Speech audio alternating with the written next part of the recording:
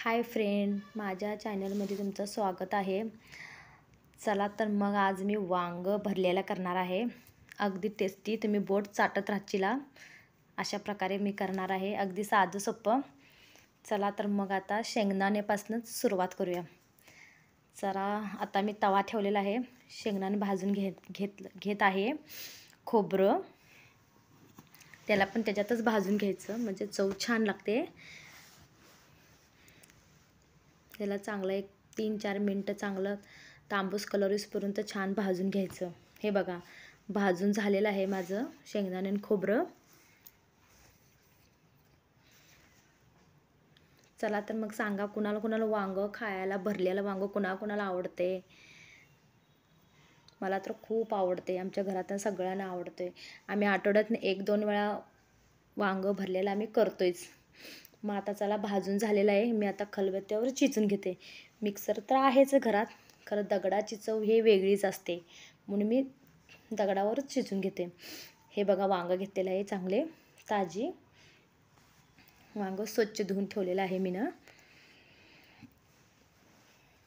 चला तर आता ह्याला मी चिरायला घेते। चिरून 4 फोडे केलेले आहेत बघा, असे फाक केलेले आहे, पूर्ण चिरलेलं नाही, कारण की मी त्याच्यात मसाला घालणार आहे।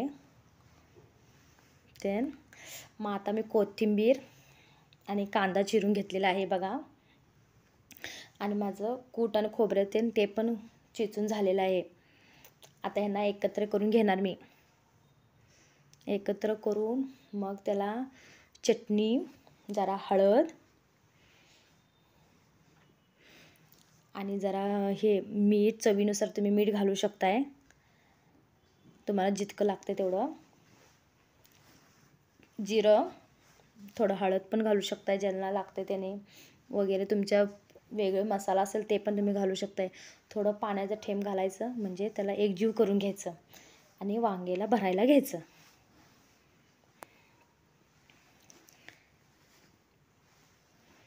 हे बघा एकजीव झालेला आहे।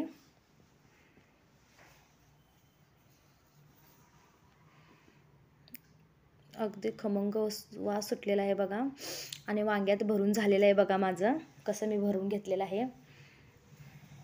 हे बघा किती छान भरून घेतलेलं आहे। तुम्ही नक्की ट्राय करा, अगदी साधं सोपं आहे वांग। मी तुम्हाला कसं करायचं हे दाखवलेलंच आहे। आता मी एक बाउल म्हणजे कढई घेते, त्या आता कढईमध्ये तेल 1 चमचा किंवा 2 चमचे तुमच्या तेलाच्या हिशोबानं, तेल कितकं लागतंय तुम्हाला। आता मी एक तेल गरम झालेलं आहे, मी एक वांग भरलेलं आहे त्या तेलामध्ये घालणार। चटणी तुम्ही तवाच भरतानाच घालायचं, जास्त करून घालायचं नाही, आणि त्याला फक्त कमी पाण्यात जितकं जास्त तुम्ही शिजवतीला तेवढं भारी लागते। हे बघा किती भारी झालेलं आहे बघा। आता त्याला थोडं परतून वगैरे घ्यायचं। तुम्हाला नक्कीच, मला माहिती आहे की तुम्हाला नक्कीच मी वांग भरलेलं छान तुम्हाला आवडणार असणारच माझं।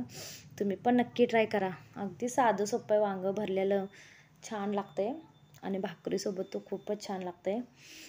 आणि हे बघा कसं खालीवर करून घ्यायचं आहे मी, आणि थोडं पाणी घालायचं जेवढं लागतं तेवढं, आणि जास्त घालायचं नाही, तेवढंच रबरबीत छान लागते वांग भरलेलं, खूप भारी लागते आणि टेस्टी पण लागते। हे बघा आता ह्याला झाकून ठेवते मी।